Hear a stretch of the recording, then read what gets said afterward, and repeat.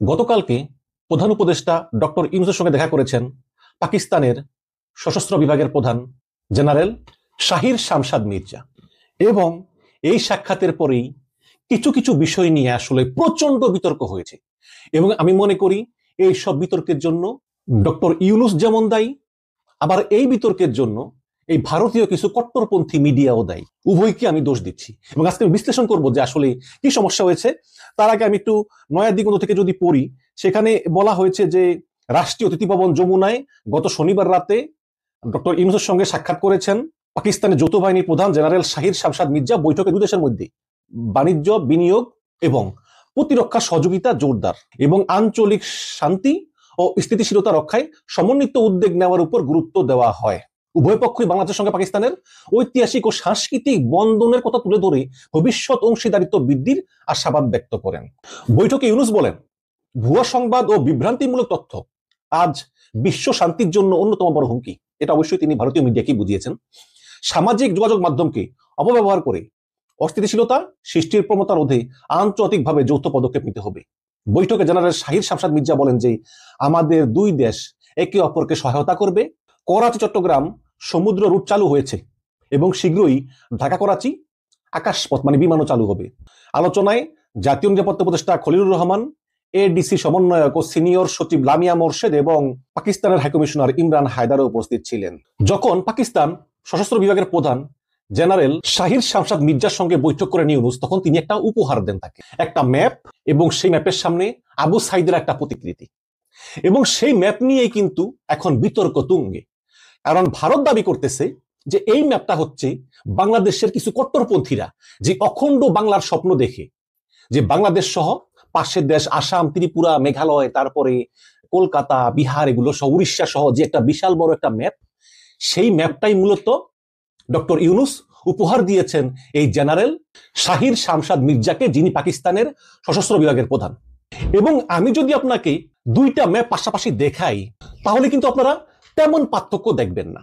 যেই map already বিভিন্ন সময় বাংলাদেশের বিভিন্ন গোষ্ঠী প্রকাশ করেছে যে যে আমরা অখণ্ড বাংলা চাই।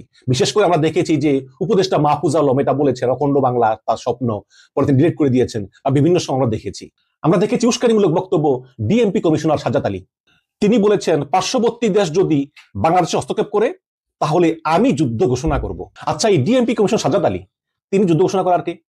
যুদ্ধ ঘোষণা করে সংসদ, তারপর সেটা সশস্ত্র বিভাগে যায়, সেখান থেকে সেনাপ্রধানের কাছে যায়, তারপর যুদ্ধ হয়। ডিএমপি কমিশনার যুদ্ধ ঘোষণা করে। তারপর দেখেছি যে লেফটেন্যান্ট জেনারেল ফজলুর রহমান, যিনি বিডিআর তদন্ত কমিটির প্রধান, তিনি বলেছেন আধা ঘন্টার ভিতরে কলকাতা দখল করবেন। তো এই ধরনের উস্কানিমূলক কথাবার্তা কিন্তু আছে। আবার কিছু লোক বলতেছে যে আমরা অখণ্ড বাংলা করব। এখন বলবেন যে ভাই এটা কি ইন্ডিয়া বলে না? হ্যাঁ বলে, প্রচুর বলে। তারাও বলে অখণ্ড ভারত, সে অখণ্ড ভারতের ভিতরে বাংলাদেশ, পাকিস্তান সহ অন্যান্য আছে। সংসদ ভবনে নরেন্দ্র মোদী উদ্বোধন করেছে, সেখানেও একটা অখণ্ড ভারতের ম্যাপ ছিল, সেখানেও বাংলাদেশ আছে। যদিও তারা বলে এগুলো সাংস্কৃতিক, বাট এগুলো করেছে। এবং নানা সময় নানা উস্কানিও দিচ্ছে। ওই যে ত্রিপুরার যে রাজা, নাম কি ভুলে গেছি, নাম মনে থাকে না, সে বলে যে পুরো চট্টগ্রাম নিয়ে নাও। এরকম তো আছে, এরকম উস্কানি অনবরত আছে। বাট আমরা সে উস্কানিতে পা দেবো কেন? পাকিস্তানের সঙ্গে আমাদের সম্পর্ক খুব ভালো হোক, এটা আমিও চাই, আমরাও চাই। সামরিক খাতে সহযোগিতা, পাকিস্তান সামরিক শক্তিশালী, পাকিস্তানের সামরিক সহযোগিতা আমাদের দরকার। তারপরে ব্যবসা বাণিজ্য, সংস্কৃতি চলুক। কিন্তু এই যে একটা ছবি দেওয়া হয়েছে, বিতর্কিত একটা ম্যাপ, অখণ্ড বাংলার ম্যাপ, আমি জানি না যে এটা আসলে ডক্টর ইউনূস বুঝে দিয়েছেন নাকি না বুঝে দিয়েছেন। একটা রাষ্ট্রের সবচেয়ে বড় সম্পদ সার্বভৌমত্ব, সেটা যেমন ভারতের ক্ষেত্রে প্রযোজ্য তেমন বাংলাদেশের ক্ষেত্রে প্রযোজ্য। কাজে এই বিতর্কিত ম্যাপটা এই জেনারেল শাহির শামশাদ মির্জাকে উপহার দিয়ে ডক্টর ইউনূস ঠিক করেননি। যদি এখন তিনি বলেন যে না এটা আসলে ওই ম্যাপটা না, এটা আসলে আমরাই বানাইছি, এটা এরকম, এটা হতেও পারে। কিন্তু ওটা দেখতে কিন্তু অখণ্ড বাংলার যে ম্যাপ কিন্তু অনেকে করে ঠিক সেই রকম। এই কারণে আমি বলতেছি। তো এগুলো নিয়ে তো ভারতের সমালোচনা আছেই। অলরেডি ভারতের বিভিন্ন পত্রপত্রিকায় ভয়ঙ্কর সমালোচনা শুরু করে দিয়েছে। এবিপি আনন্দ রিপোর্ট করেছে ভারতের উত্তর পূর্ব অংশ নিয়ে বিতর্কিত ম্যাপ পাকিস্তানের জেনারেলকে উপহার দিয়েছেন ইউনূস। কি ফোন দিয়ে আসছে দুই দেশ। এখানে লিখেছে ফের বিতর্কে জড়ালেন মোহাম্মদ ইউনূস, আরো একবার ভারতের উত্তর পূর্ব অঞ্চল নিয়ে কূটনৈতিক অস্বস্তি বাড়ালেন। এবার পাকিস্তানের জেনারেলকে উপহার দিলেন একটি বিতর্কিত ম্যাপ, যেখানে অসম উত্তর পূর্বের অন্যান্য রাজ্যকে বাংলাদেশের অংশ হিসাবে দেখানো হয়েছে। সপ্তাহান্তে ঢাকা গিয়েছেন পাকিস্তানের জয়েন্ট চিফ অফ স্টাফ কমিটির চেয়ারপারসন জেনারেল শাহির শামশাদ মির্জা। তিনি ইউনূসের সঙ্গে দেখা করেন এবং সেই সময় এই বিতর্কিত ম্যাপ তিনি পাকিস্তানের জেনারেলের হাতে তুলে দেন। প্রসঙ্গত ৭১ সালের মুক্তিযুদ্ধের পর থেকে পাকিস্তান ও বাংলাদেশ সম্পর্কে চরমপন্থী হয়েছিল, কিন্তু মোহাম্মদ ইউনূস ক্ষমতা আসার পর থেকে দুই দেশের মধ্যে সম্পর্ক অনেক উন্নতি হয়েছে। রবিবার পাকিস্তান জেনারেলের সঙ্গে তার সাক্ষাতের ছবি এক্স হ্যান্ডেলে প্রকাশ করেন ইউনূস। সেখানে দেখা যায় আর্ট অফ ট্রিম্প নামে একটি বই উপর দিয়ে দেখা যায়, যার কভারে রয়েছে বাংলাদেশের ছিন্ন ভিন্ন ম্যাপ, যে ম্যাপে দেখানো হয়েছে ভারতের উত্তর পূর্বে ৭টি রাজ্য বাংলাদেশের অংশ, যা মুসলিম মৌলবাদী গোষ্ঠীর গ্রেটার বাংলাদেশ তত্ত্বের সঙ্গে সামঞ্জস্যপূর্ণ। এই পোস্টের পর সোশ্যাল মিডিয়ায় বাংলাদেশের অন্তর্বর্তীকালীন সরকারের প্রধানকে ভারতের সার্বভৌমত্ব অঞ্চলে অযাচিত প্রবেশের জন্য সমালোচনা করা হয়েছে। ভারতের বিদেশ মন্ত্রক যদিও এখনো ব্যাপারে কোনো প্রতিক্রিয়া জানায়নি। এবং ইন্ডিয়ান ডিফেন্স নাও, এটা ফেসবুক পেজ, সেখানেও এই পোস্টটা দেওয়া হয়েছে এবং সেখানে বলা হয়েছে যে as per reports Muhammad Yunus offer a picture to Pakistan top general Sahir Shamshad Mirza showing Bangladesh map with Indian Assam and north east state included. Mister Yunus has crossed all limits now. এখানে অনেকে কমেন্ট করেছে, একজন লিখেছে যে কেন এটা পাকিস্তান জেনারেলকে দেখানো হলো, তিনি তো এটা ডাস্টবিনে ফেলে দিবেন। তো আরেকজন লিখেছে, রাজীব শর্মা লিখেছে যে আমরাও তাহলে চিটাগাংটা রংপুরটা নিয়ে নিই। জামিনী লিখেছেন বাংলাদেশ মাস্ট বি ডিলেটেড। তো তারাও এরকম মানে উস্কানিমূলক পোস্ট করতেছে। গুরুদীপ লিখেছে he want to lost entire Bangladesh. সুব্রতরা লিখেছে যে এটা স্বপ্নই থেকে যাবে। নামবি লিখেছে এই রংপুরটাকে আমরা ভারতের অংশ চাই। তো এই ধরনের তো লিখেছে। তো আমার কথা হচ্ছে যে আমি বারেবারই বলি যে বাংলাদেশের কাছে ভারতও যা, পাকিস্তানও তা, চায়নাও তা, আমেরিকাও তা, আমাদের পররাষ্ট্রনীতি হবে আমাদের স্বার্থে সবার আগে বাংলাদেশ। এখানে আমরা পাকিস্তানের সঙ্গে অবশ্যই সম্পর্ক ভালো করব সব দিক দিয়ে, কিন্তু এই যে একটা অখণ্ড বাংলার একটা ম্যাপ, এটা আমি জানি না ডক্টর ইউনূস বুঝে দিয়েছেন নাকি না বুঝে দিয়েছেন, কিন্তু এগুলো করা ঠিক না। প্রতিটি দেশের সার্বভৌমত্ব তার সম্পদ, কেউই এটা হারাতে চায় না। এই যে যখন ষড়যন্ত্র হয় যে পার্বত্য এলাকাকে ভাগ করে নিয়ে যাবে, আমরা কি করি? আমরা প্রতিবাদ করি যে না, এটা হতে পারে না। আমাদের সেনাবাহিনী সেখানে অক্লান্ত পরিশ্রম করতেছে, সেনাবাহিনী অনেক সদস্য মারা যাচ্ছে, তারপর তারা সার্বভৌমত্বের জন্য লড়ছে। ঠিক তেমনি ভারতের ক্ষেত্রে প্রযোজ্য। কাজে আমরা যদি ভারতের সঙ্গে বন্ধুত্বপূর্ণ সম্পর্ক চাই, তাহলে এই কাজটা করা যাবে না। আমি আরেকটা রিপোর্ট পড়ে শুনি আপনাদেরকে, তারপরে আমি শেষ করবো। সেটা হচ্ছে যে ভারতের আরেকটা ইংলিশ পত্রিকা, তারা একটা দীর্ঘ রিপোর্ট লিখেছে, ভারতের বিখ্যাত পত্রিকা দ্য টেলিগ্রাফ। তারা লিখেছে যে যেই দেশ থেকে যুদ্ধ করে স্বাধীনতা লাভ করেছে, নোবেল বিজয়ী ইউনূস এখন সেই দেশের সঙ্গে অর্থনৈতিক এবং সামরিক সম্পর্ক সম্প্রসারণের জন্য দৃঢ় পদক্ষেপ নিচ্ছেন। মানে একটু টিপ্পনি কাটলো আর কি। এখানে লেখা হয়েছে যে অন্তর্বর্তীকালীন ইউনূস সরকার পাকিস্তানের সঙ্গে সম্পর্ক দৃঢ় করার গভীর পণ নিয়েছে। বৃহস্পতিবার সকালে ঢাকার বিমানবন্দরে পাকিস্তান সেনাবাহিনীর ৮ সদস্যের প্রতিনিধি দলের আগমনের ঘোষণা দেওয়া হয়েছে, যার নেতৃত্বে ছিলেন পাকিস্তানের সশস্ত্র বাহিনীর জয়েন্ট চিফ অফ স্টাফ কমিটির চেয়ারম্যান জেনারেল শাহির শামশাদ মির্জা।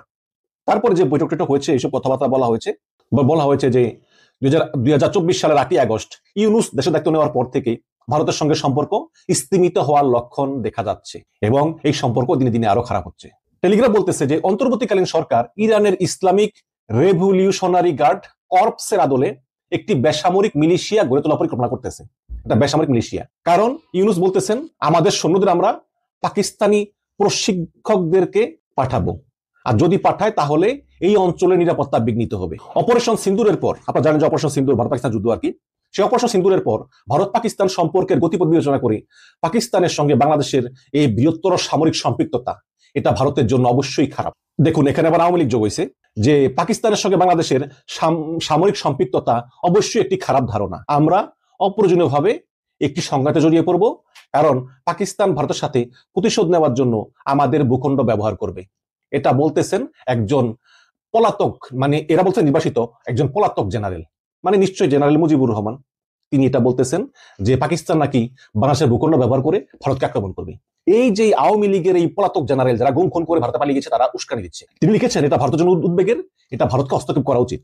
আবার লিখেছে যে এটা অস্বীকার করা যায় না, হাসিনা পলায়ন পরবর্তী সময়ে বাংলাদেশে আইএসআই এর তৎপরতা বৃদ্ধি পেয়েছে, যেখানে সরকারি ও কূটনৈতিক পাসপোর্টারদের জন্য ভিসামুক্ত ভ্রমণ সুবিধার পরে পাকিস্তান থেকে জঙ্গিদের আগমন হঠাৎ করে বৃদ্ধি পেয়েছে, যা ভারতের জন্য একটা উদ্বেগের কারণ হয়ে দাঁড়িয়েছে। একদম মিথ্যা কথা। এবং আরো বলা হয়েছে যে সরাসরি পাকিস্তান থেকে জাহাজ আসছে বাংলাদেশে কোনো পরিদর্শন ছাড়াই, এতে জাহাজ মাঝে করে ব্যাপক অস্ত্র মস্ত্র ঢোকার সম্ভাবনা রয়েছে, গোলা বারুদ ঢোকার সম্ভাবনা রয়েছে। অথচ কিন্তু এই পাকিস্তান থেকে অস্ত্র আসে না, ভারত থেকে কিন্তু বর্ডার পারে প্রচুর অস্ত্র আসতেছে। তো যাই হোক, অনেক বড় একটা রিপোর্ট।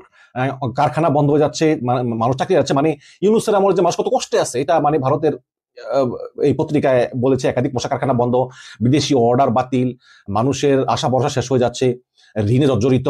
আবার এই যে পলাতক সাবেক শিক্ষামন্ত্রী মুহিবুল হাসান চৌধুরী তিনি বলেছেন যে পাকিস্তানের সঙ্গে যে উচ্চতর অর্থনৈতিক সম্পৃক্ততা তৈরি করেছে এতে বাংলাদেশের কোনো লাভের সম্ভাবনা নাই।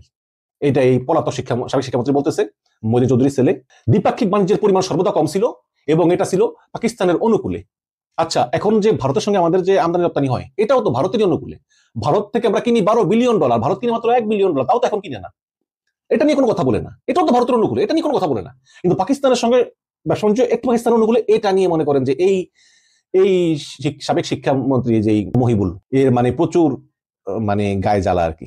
টেলিগ্রাফ বলেছেন যে বাংলাদেশ সমাজের একটি বৃহৎ অংশের চিন্তা ভাবনা, যাদের মধ্যে অনেকে আছে আওয়ামী লীগ বিরোধী কিন্তু তারা আবার ভারতপন্থী দল, মানে হয়তো বা বিএনপির কথা বোঝাচ্ছে, তাদের কথাও সাবেক শিক্ষামন্ত্রী নওফেলের কথার সঙ্গে মিলে যায়। কারণ তারা ইউনুসের পাকিস্তানের সাথে জোট বাঁধার চেষ্টা থেকে কোনো লাভ দেখতে পান না। তারা মনে করেন আমরা বাঙালি, আমরা পাকিস্তানের মুক্তিযুদ্ধের সহিংসতার কথা বলতে পারি না, কাজে পাকিস্তানের সঙ্গে আমাদের পুনরায় সম্পর্ক চালু করা সম্ভব নয়। এটা বলেছেন কে? এটা বলেছেন আমাদের ফজলুর রহমান ভাই, যিনি সম্প্রতি বিএনপি থেকে বহিষ্কৃত হয়েছে। তার কাছে টেলিগ্রাফ ফোন করেছিল এবং লিখেছেন যে হাসিনার পতনের পর বাংলাদেশে এমন কিছু লোক আছে যারা পাকিস্তানের সঙ্গে ঘনিষ্ঠ সম্পর্কের জন্য প্রচারণা চালিয়ে আসতেছে। তার মধ্যে একজন রয়েছেন গোলাম আজমের পুত্র আব্দুল হাইলামান আজমি এবং অবসরপ্রাপ্ত সশস্ত্র কল্যাণ সমিতির সভাপতি কর্নেল আব্দুল হকের মতো সেনাবাহিনীর একাংশ ভারতকে দূরে রাখতে পাকিস্তানি সশস্ত্র বাহিনীর সাথে বৃহত্তর সম্পর্ক নিশ্চিত করার জন্য কঠোর পরিশ্রম করে যাচ্ছে। জানুয়ারিতে আসছিলেন বাংলাদেশ সেনাবাহিনী lieutenant general SM Kamrul Hasan, তিনি পাকিস্তান গেছেন, পাকিস্তানের সেনাবাহিনী প্রধান আসিফ উল্লার সঙ্গে বৈঠক করেছেন। ফেব্রুয়ারিতে বাংলাদেশের নৌবাহিনীর প্রধান নাজমুল হাসান তিনি গিয়েছেন আবার পাকিস্তানে। 2 মাস পর আবার পাকিস্তানের পররাষ্ট্র সচিব আমুনা বালুচ তিনি ঢাকা সফর করেন। মানে এইরকম শুধু যাওয়া আসা, আবার এই যে পাকিস্তানের পররাষ্ট্রমন্ত্রী এবং উপপ্রধানমন্ত্রী তিনি এসে বিএনপির জামাত সবার সঙ্গে দেখা করেছেন, এই আর কি। তো এখন গভীর উদ্বেগ, মানে এই যে গতকালকে পাকিস্তানের সশস্ত্র বাহিনীর প্রধান জেনারেল শাহির শামশাদ মির্জা তিনি যে এলেন এবং বৈঠক করলেন ইউনূসের সঙ্গে, সেখানে প্রতিরক্ষা সম্পর্ক সহযোগিতা জোরদার করবেন, এটা ভারত কিছুতেই মেনে নিতে পারতেছে না।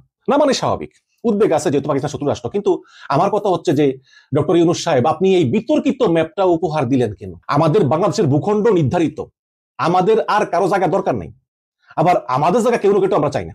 আমরা ভারতের সার্বভৌমত্বকে সম্মান করি, ভারতের কাছ থেকে অনুরূপ ব্যাপার প্রত্যাশা করি। হ্যাঁ, সবসময় পাই না, এটা ঠিক আছে, কিন্তু প্রত্যাশা করি। কিন্তু এই ধরনের এই অখণ্ড বাংলার ম্যাপ, এটা তো এই পাকিস্তানের সশস্ত্র বিভাগের প্রধান জেনারেলকে তো এটা দেওয়ার কোনো দরকার নেই। শুধু শুধু আমরা কেন নিজেদের ঝামেলা বাড়াবো?